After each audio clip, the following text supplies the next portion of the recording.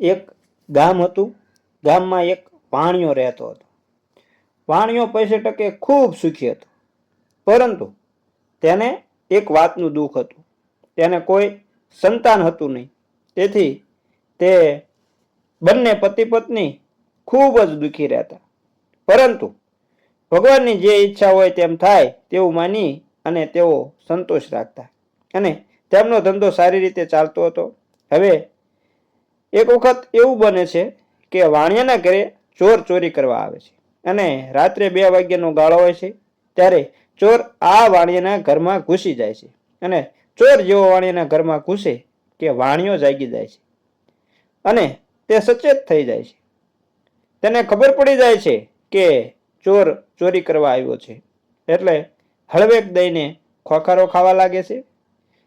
એટલે ચોરને થયું કે વાણિયો જાગી ગયો લાગે છે.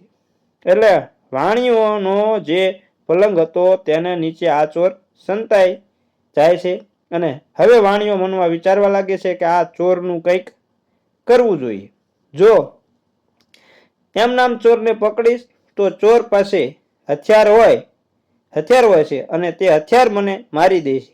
એટલે તે પોતાની વાણિયા બુદ્ધિ કરવા લાગ્યો. તે હળવેક રહી અને શેઠાણીને કહેવા લાગ્યો કે શેઠાણી જાગો, આજે આપણે છોકરા બાબતમાં ચર્ચા કરવી છે. કારણ કે મને સપનું આવ્યું છે કે આપણે ઘેર 3 સંતાન થવાના છે, એટલે કે 3 છોકરા થવાના છે. જાગો.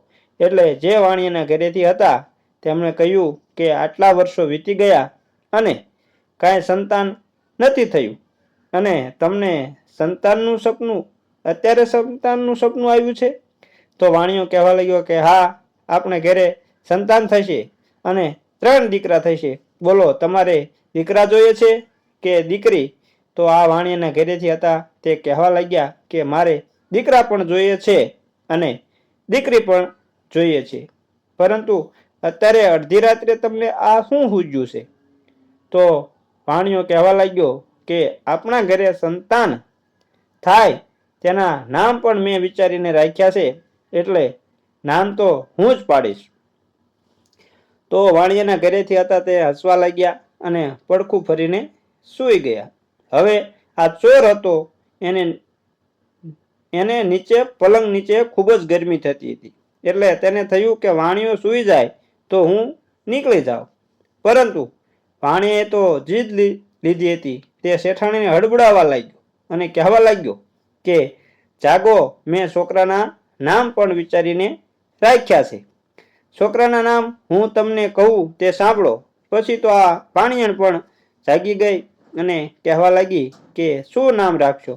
તો તેણે કહ્યું કે એકનું નામ જગો, એકનું નામ ભગો અને ત્રીજા છોકરાનું નામ રાખીશ ચોર.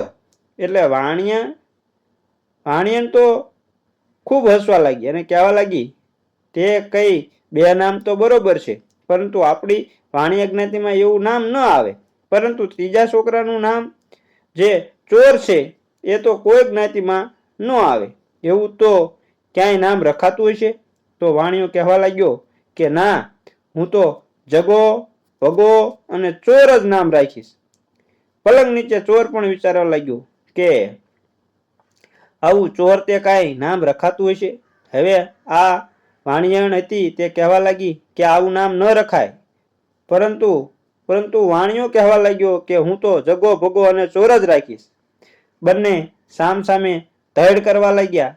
વાણિયાણ કહેવા લાગી કે આપણામાં વનેચંદ, તિલકચંદ, સુધીર, સધીર એવા નામ રખાય. તો વાણિયો જોરથી જગો, ભગો, ચોર એમ જોરથી નામ બોલવા લાગ્યો. એટલે એની બાજુમાં જગો અને ભગો નામના 2 પહેલવાન રહેતા હતા. તે આ વાણિયાના ખાસ મિત્ર હતા. એટલે જગા અને ભગા નામના જે પહેલવાન હતા તેને ખબર પડી ગઈ કે મારા મિત્ર આ વાણિયાના ઘરમાં ચોર ઘૂસી ગયો છે અને આ મારો મિત્ર વાણિયો અમને સંકેત આપે છે કે તમે જલ્દી આવો.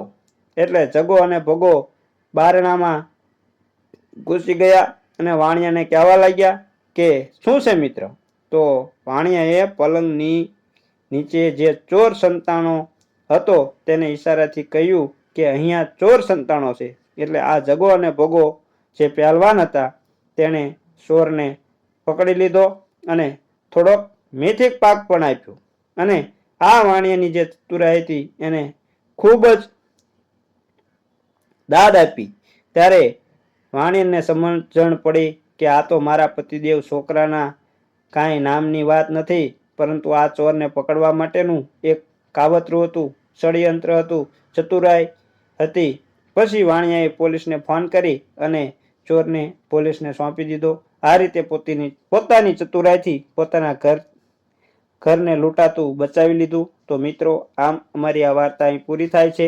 અને જો અમારી વાર્તા સારી લાગી હોય તો અમારી ચેનલને લાઈક અને શેર જરૂર કરજો અને કોમેન્ટમાં જય માતાજી લખવાનું ભૂલતા નહીં. અને ચેનલ પર જો નવા હોય તો અમારી ચેનલને સબસ્ક્રાઈબ જરૂર કરી લેજો. હું તમને વિનંતી કરું છું, હું તમને એવો અનુરોધ કરું છું. તો જય માતાજી મિત્રો. અમે તમને આવી નવી નવી વાર્તાઓ પીરસતા રહીએ, તો અમને સપોર્ટ જરૂર આપજો અને સહાયતા કરતા રહેજો. તો જય માતાજી મિત્રો.